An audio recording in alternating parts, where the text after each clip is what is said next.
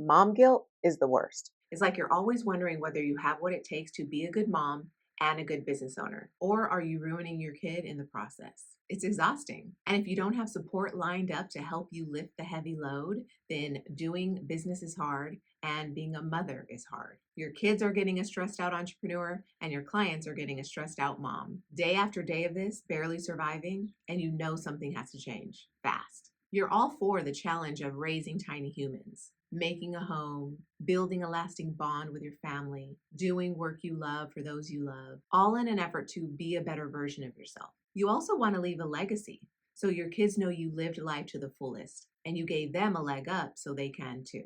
I'm not even going to beat around the bush because you know if you're a mom who's passionate about motherhood, your role, giving your kids the best possible chance at joy, worthiness, and fulfillment in this lifetime. And you also want that for yourself. So I'm getting straight to the point in this video because I know who I'm talking to. How you define success will determine if you win or not. There's always something to gain, sure, intrinsically, but you want to exceed expectations. I see you. So how are you, as both mom and entrepreneur, two very demanding roles, defining success for yourself? And are you there yet? Success, as I'm sure you define it, isn't just about the money. It's also about purpose and impact and personal satisfaction from your creative pursuits. It's knowing our kids are safe and healthy and unconditionally loved, if by no one else, you. So every day, your primary concern, above all, is that you're doing your best at both. You're guiding you and your kids toward their dreams. You're studying up on your job as a parent, and you're tapping into your intuition for wisdom and direction. All very spiritually feminine, motherly things to do. And yet, when we do business, we operate in the masculine with stats, figures, followers, pushing past everyone else. There's so much there of business that comes at the expense of a mom's nurturing side, when that side is actually very powerful in business too. A mother's instincts are not something to shy away from. It serves you in both roles. I'm Yvette, the declutterist, your less is more coach and business mentor. And let's talk about how you can do both. Build a thriving business and be an amazing mom. So how do you strike the balance you seek to flow in and out of motherhood and entrepreneurship with more ease? If we drift too far feminine, it feels like not much gets done in the way of financial progress. If we drift too far masculine, we end up exhausted and burnt out. Capacity is like testosterone. We may not have a lot, but hopefully we learn to manage it better, using our available bandwidth efficiently, reducing demands and stress, closing loops faster, and protecting our mental health. Fast forward, you know what that looks like in the end? Simplicity. And that is what separates a CEO from a happy CEO, a mother from a happy mother. Less complications, less energy leaks, and less clutter.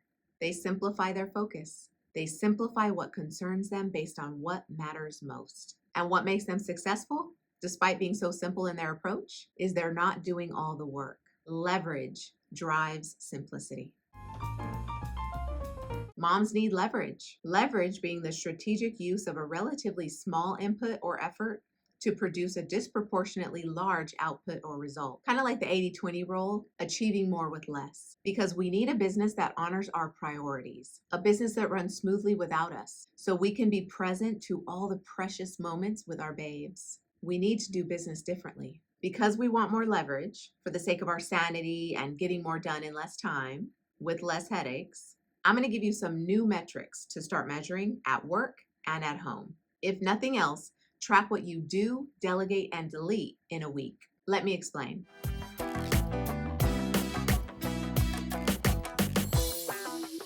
We only have so much time available in a day and only so much bandwidth. Our bandwidth doesn't grow, we just become more efficient by choosing to lighten our mental load and hand off responsibilities to someone just as reliable as you. Until you have that, you don't have freedom because you don't have leverage. Until you have a business that churns while you sleep, growing your influence as a thought leader or a creative genius, making you millions from your one simple message, and giving you the access to chase your dreams, while giving your kids opportunities and adventures all around the world, then you don't have freedom as a mother or a business owner. So then your question becomes, how do I get more leverage so I can have more freedom? Well, let's get back to those metrics I was telling you about.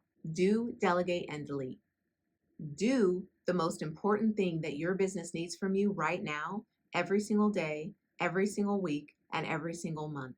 And that will compound and compound. And before you know it, you have a business that soars. I call it the 1% effect. Delegate the stuff that still needs to get done, but not by you, and give it to tech or your team. Use technology first to keep costs low. There are a lot of free apps out there to help you do the most in the time you have. Barter and exchange are also options. Takes a village. And delete the rest. Now is not the time. You have other priorities. Table those tasks for later. That is, if you didn't already trash them immediately when you went to compare what the task was with what your new vision is now. If the two didn't align, congratulations. You just saved yourself hours worth of distractions. If we don't do delegate and delete on a regular basis, we resort to doing it all ourselves because that's how it's been getting done. The only reason we don't get out from under the mess we created is because we don't know how. We fall prey to societal pressures, ingrained generational beliefs, and media's depiction of motherhood. Like James Clear said in his book Atomic Habits, you do not rise to the level of your goals, you fall to the level of your systems. So every day that we neglect to build better systems, we fall to the status quo. But to rise above that takes drive, takes discipline, it takes developing leverage. For a business owner, that's a crucial piece of the puzzle. For a mother, it's priceless. To get to the goal of balancing business and babies better, it's got to become a habit. And we've got to unlearn some things that keep getting in the way. So be patient with yourself. There's an order to things, just like the baby will nurse and then move on to a bottle and then the high chair. Same goes for business. Business is like a baby. So break the cycle of doing business as usual because it's a cycle of complications, like never having enough time, struggling to juggle household responsibilities, personal commitments, and business tasks all in one day, with none of it realistically fitting into your schedule. Never having enough money. If money is tight or you don't like spending money on yourself, I get it. Every dollar feels better spent elsewhere. But what's the cost of not building something that gives you freedom? Never having enough confidence. You're busy wondering if people will pay you for this instead of pursuing what you were born to do without second guessing if you're worth it. Never having enough clarity, which amounts to endless guilt and stress, not knowing how to divide your attention between kids and clients. If your business doesn't take off, you spent all that time away from your kids for nothing.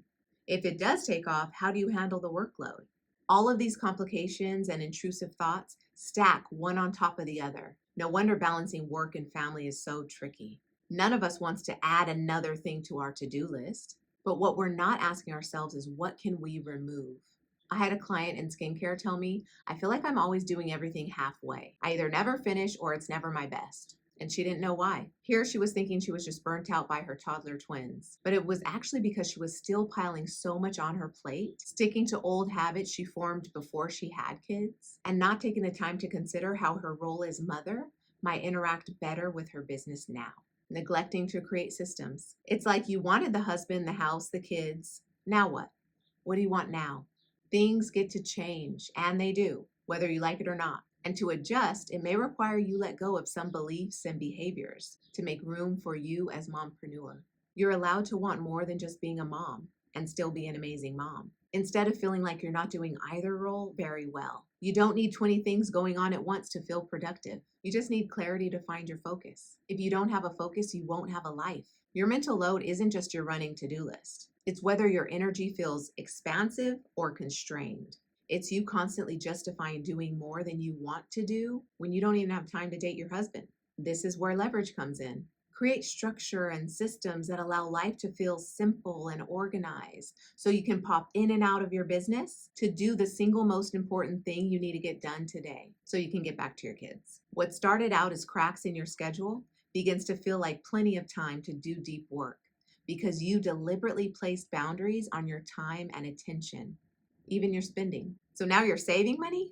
This is a dream come true. Do, delegate, and delete. Hold yourself accountable to these metrics. And even better, establish a support network around you, preferably full of women also managing business and bedtimes, to create your new normal. I'm all about making entrepreneurship easier for moms. You don't need more information, you need more insight.